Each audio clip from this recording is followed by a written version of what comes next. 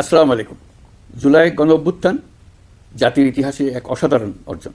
এটি অপ্রত্যাশিতভাবে জাতির জীবনে গণতন্ত্র, ন্যায় বিচার ও মানুষের অধিকার প্রতিষ্ঠার সুযোগ এনে দিয়েছে। এই লক্ষ্যে আমরা এর মধ্যে বেশ কিছু সংস্কার করেছি। আরও গভীর ও সুদূর প্রসারী সংস্কারের জন্য দেশের সকল রাজনৈতিক দলের ঐকমত্যের ভিত্তিতে জুলাই সনদ প্রণয়ন করেছে। এই জুলাই সনদ বাস্তবায়নের জন্য আপনাদের সম্মতি প্রয়োজন। এর জন্য গণভোটের আয়োজন করা হয়েছে। এই গণভোটে অংশ নিন, সনদে আপনার সম্মতি দেন। আগামী 12ই ফেব্রুয়ারি জাতীয় সংসদ নির্বাচনের দিনেই অনুষ্ঠিত হবে গণভোট। গণভোটে আপনি হ্যাঁ ভোট দিলে বৈষম্য, শোষণ আর নিপীড়ন থেকে মুক্ত হবে বাংলাদেশ।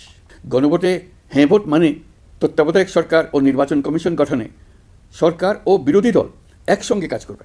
সরকার ইচ্ছামতো সংবিধান পরিবর্তন করতে পারবে না। গুরুত্বপূর্ণ পরিবর্তনের জন্য জনগণের সম্মতি নিতে হবে। এতে আরও বলা আছে, বিরোধী দল থেকে ডেপুটি স্পিকার ও সংসদের গুরুত্বপূর্ণ কমিটির সভাপতিরা নির্বাচিত হবেন।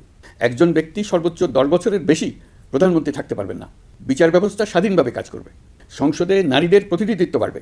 ক্ষমতার ভারসাম্য রক্ষায় পার্লামেন্টে একটি উচ্চ কক্ষ গঠিত হবে। আপনার মৌলিক অধিকার আরও সুরক্ষিত হবে। রাষ্ট্রভাষা বাংলার পাশাপাশি অন্যান্য জাতিগোষ্ঠীর ভাষাও সাংবিধানিকভাবে স্বীকৃতি পাবে। দণ্ডপ্রাপ্ত অপরাধীকে রাষ্ট্রপতি ইচ্ছামতো ক্ষমা করতে পারবেন না। সব ক্ষমতা একজন প্রধানমন্ত্রীর হাতে থাকবে না।